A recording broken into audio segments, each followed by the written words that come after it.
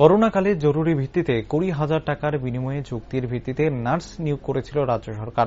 পরবর্তীতে করোনার প্রকোপ কমে গেলে তাদেরকে ছাঁটাই করে দেওয়া হয়, আবার 2-3 মাস পরে নিয়োগ করা হয়। এভাবে চলছে তাদের জীবন। মঙ্গলবার তারা জিবিপি হাসপাতালে বিক্ষোভ প্রদর্শন করে ও রাজ্য সরকারের স্বাস্থ্য দপ্তর তথা মুখ্যমন্ত্রীর দৃষ্টি আকর্ষণ করে নিয়োগের দাবিতে। এদের নার্সদের পক্ষ থেকে জিবিপি হাসপাতালে এক সাংবাদিক সম্মেলনের মাধ্যমে জানান, 2019-20 সালে সারা বিশ্ব যখন করোনা মহামারীতে আক্রান্ত, তখন আমরা মানুষের জীবন রক্ষায় ঝাঁপিয়ে পড়ি। দায়িত্ব কর্তব্য পালন করার পরও আমরা ভবিষ্যতের কোনো নিশ্চয়তা পাচ্ছি না।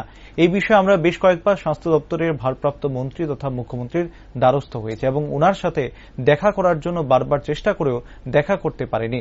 পূর্বতন মুখ্যমন্ত্রী বিপ্লব কুমার দেব সে সময় আমাদেরকে বলেছিলেন 10 থেকে 15% মার্কস দিয়ে আমাদেরকে চাকরিতে প্রাধান্য দেওয়া হবে। পাশাপাশি তিনি তখন আমাদের সার্টিফিকেট প্রদান করেন, কিন্তু বর্তমানে এই সার্টিফিকেটগুলো কলাপাতার মতো হয়ে গেছে। অথচ আমরা কর্তব্য পালন করছি প্রতিনিয়ত এবং আমাদের সার্টিফিকেটও করা রয়েছে, কিন্তু আমাদেরকে এখনো কোনো নিশ্চয়তা দেওয়া হচ্ছে না। সারা দেশে প্যান্ডেমিক সিচুয়েশন আসে 2019-20 তখন সারা দেশ যখন বিশ্ব মহামারীতে আতঙ্ক, তখন আমরা সেই ফ্রন্টলাইনের স্বাস্থ্যকর্মী নার্সরা আমরা এগিয়ে আসি মানুষের জীবন রক্ষার স্বার্থে। আমরা ওই সময় থেকে এখনো পর্যন্ত আমরা হসপিটালে কোভিড-19 স্টাফ হিসেবে পরিচিত, এখনো আমরা সার্ভিস দিয়ে যাচ্ছি। কিন্তু দেখা যাচ্ছে আমাদের ডিউটি করার পরও আমাদের ভবিষ্যতে কোনো অনিশ্চয়তা আমরা পাচ্ছি না। আমরা নিয়ে এর আগে 1-2বার মুখ্যমন্ত্রীর অধীনে যেতে দপ্তরটা, ওনার কাছে আমরা 1-2বার চিঠি দেওয়ার পর ওনার কাছ থেকে কোনো সদুত্তর আমরা পাইনি। ওনার সাথে দেখা করার জন্য বারবার আমরা সেক্রেটারি বিভিন্ন চিঠি দিই, আমাদের এখনো পর্যন্ত কিছু জানানো হয়নি।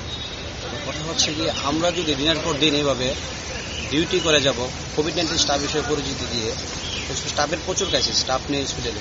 আমরা এর আগে আপনাদের সাংবাদিক সম্মেলনের মাধ্যমে, ইলেকট্রনিক মিডিয়া, সোশ্যাল মিডিয়ার মাধ্যমে আমরা জানান দিয়েছি সারা রাজ্যকে যে আমাদের যারা প্যান্ডেমিক টাইমে ডিউটি করেছি আমাদের যেন একটা অনিশ্চিত করা হয়।